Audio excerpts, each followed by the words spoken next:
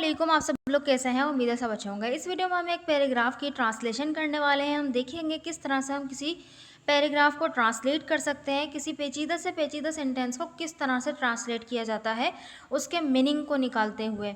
ठीक है, तो हम इसको देखेंगे किस टेंस से ताल्लुक़ रखता है, ये किस मॉडल से ताल्लुक़ रखता है, इसमें किस तरह की वोकैबुलरी का यूज़ करेंगे। सारे रूल्स को देखते हुए इसको ट्रांसलेट करेंगे। तो चलें देखते हैं।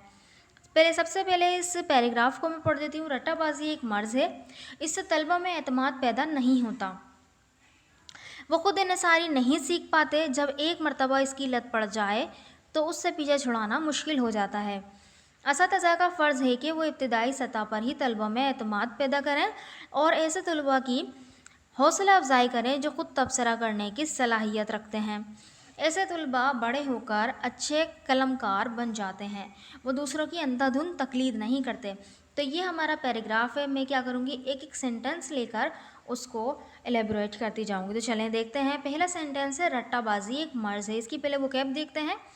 बेसिकली रट्टाबाजी यहाँ पर जो है इसके लिए हम क्रेमिंग का यूज़ करेंगे। ये इज़ नाउन यूज़ हो रहा है यहाँ पे, यानी सब्जेक्ट के तौर पे यूज़ होगा रट्टाबाजी। और मर्ज़ बीमारी यानी कि डिसीज़। ठीक है, तो ये दोनों जो है हम यूज़ करने वाले हैं इस सेंटेंस को बनाने के लिए। बेसिकली ये देखिए रट्टाबाजी एक मर्ज़ है। ये सेंटेंस है सिंपल सेंटेंस का, प्रेजेंट सिंपल का, जिसके अंदर कोई एक्शन नहीं बताया जा रहा बल्कि हम एक स्टेटमेंट दे रहे हैं कि रट्टाबाजी एक मर्ज़ है। ठीक है, तो ये इसका जो फॉर्मूला होगा वो क्या होगा, सब्जेक्ट के बाद is am are, is am are में से कोई एक आएगा, देन उसके बाद ऑब्जेक्ट आ जाएगा। तो इज़ एम आर में से यहाँ पे आएगा इज़, क्योंकि क्रेमिंग क्या है, सिंगुलर नाउन है। तो बनेगा cramming is a disease, cramming is a disease. ठीक है, सिंपल। ठीक है, नेक्स्ट सेंटेंस देखते हैं। इससे तलबा में एतमाद पैदा नहीं होता। तो तलबा में एतमाद पैदा नहीं होता यानी कि जो वो तलबा हैं वो अपने अंदर एतमाद पैदा नहीं कर पाते। क्या नहीं कर पाते, डेवलप नहीं कर पाते, बढ़ा नहीं पाते। तो बढ़ाना या पैदा करना, डेवलप। ठीक है, और ड्यू टू मतलब किसकी वजह से, इसकी वजह से। तो ये क्या है, इससे। तो मतलब इसका सेंस यही निकलता है कि यानी इसकी वजह से, यानी जो क्रेमिंग है, रट्टाबाजी है, इसकी वजह से ये तलबा एतमाद पैदा नहीं कर पाते, नहीं होता। तो ये जो है प्रेजेंट इनडेफिनेट में बनेगा। प्रेजेंट इंडेफिनिट का नेगेटिव, यानी सब्जेक्ट के बाद डू नॉट आएगा। डू नॉट या डज नॉट में से कोई एक, क्योंकि यहाँ पे जो है तुलबा है तो डू नॉट आएगा, यानी प्लूरल नाउन है। ठीक है, देन उसके बाद हम जो है डू नॉट के बाद वर्ब की फर्स्ट फॉर्म लगाएंगे और फिर अदर वर्ड्स आ जाएंगे। किस तरह देखें, स्टूडेंट सब्जेक्ट आ गया, देन उसके बाद डू नॉट आया। तो subject do not, sorry, student do not develop confidence. Develop confidence एतमाद नहीं पैदा कर पाते, किसकी वजह से, इसकी वजह से, ड्यू टू इट। तो यहाँ पे इट यूज़ कर लिया क्योंकि पैराग्राफ में पहले क्रेमिंग जो है यूज़ हो चुका। जब नाउन यूज़ हो चुका, उसका जब प्रोनाउन अगली दफ़ा हम यूज़ करेंगे तो उसका प्रोनाउन यूज़ कर लिया हमने, उसको दोबारा से बोलने की बजाय कि क्रेमिंग, ड्यू टू क्रेमिंग। ठीक है, नेक्स्ट सेंटेंस देखें। वो खुद इन्हिसारी नहीं सीख पाते। वो खुद इन्हिसारी नहीं सीख पाते, तो सीख पाते मतलब कैन वाला सेंटेंस है, और सीखना तो आपको पता ही है लर्न होता है, और खुद इन्हिसारी सेल्फ डिपेंडेंसी। ठीक है, तो कैन वाला सेंटेंस सब्जेक्ट के बाद कैन नॉट आएगा, कैन नॉट के बाद वर्ब की first form, then other words आएंगे। तो यही होगा, they can not learn self dependency. They can not learn self dependency. ठीक है, एक और सेंटेंस देखें। जब एक मरतबा इसकी लत पड़ जाए तो, जब एक मरतबा इसकी लत पड़ जाए तो, देन तो के बाद एक और सेंटेंस होगा। ठीक है, तो वो बेसिकली ये वाला जो सेंटेंस है ना, वो है एक कंडीशनल सेंटेंस, यानी कंडीशनल टाइप ज़ीरो का सेंटेंस, जहाँ पे ये चीज़ हो जाए तो फिर वो तो होना ही है। ठीक है, इस तरह से तो होगा ही। तो जब ऐसी सिचुएशन हो, यानी कि एक चीज़ होने पर वो दूसरा जो रिज़ल्ट है वो मुतय्यन है कि हाँ वो ऐसा होगा ही, यानी कि पहला जो सेंटेंस है वो भी प्रेजेंट में होगा और दूसरा सेंटेंस वो भी प्रेजेंट में ही होगा। तो देखिए बेसिकली वंस एक मरतबा के लिए यूज़ करेंगे, एक मरतबा या एक दफ़ा, और लत पड़ जाना या किसी चीज़ की आदत हो जाना, गेट एडिक्टेड टू का यूज़ करेंगे। ठीक है, देखें किस तरह से।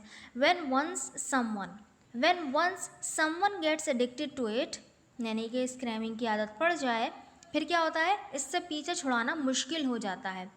मुश्किल हो जाता है यानी बन जाता है, तो इसके लिए हम बिकम का यूज़ करेंगे, यानी होना या बनना, और गेट रिड ऑफ यानी पीछे छुड़ाना। तो ये बनेगा प्रेजेंट इंडेफिनिट में ही। तो बनेगा it becomes hard. It becomes hard यानी इससे ये मुश्किल हो जाता है क्या करना, to get rid of it. ठीक है, इट बिकम्स हार्ड, ये मुश्किल हो जाता है, to get rid of it, इससे पीछा छुड़ाना। एक सेंटेंस है इसका, असातज़ा का फ़र्ज़ है कि, असातज़ा का फ़र्ज़ है कि, तो यहाँ पे देखें आप कोई सब्जेक्ट नहीं है, यहाँ पे जो है उसका फ़र्ज़ बताया जा रहा है। असातज़ा तो किस में आएगा, ऑब्जेक्टिव पार्ट में आएगा, क्योंकि ये तो इसका फ़र्ज़ है। तो यहाँ पर जो है बेसिकली डमी सब्जेक्ट का यूज़ करते हैं, इट का यूज़ करेंगे, इसको इट से बनाएंगे, ठीक है। तो फ़र्ज़ यानी ड्यूटी, तो बोलेंगे it is the duty of the teachers, it is the duty of the teachers, यानी असातज़ा का फ़र्ज़ है, दैट के लिए आया।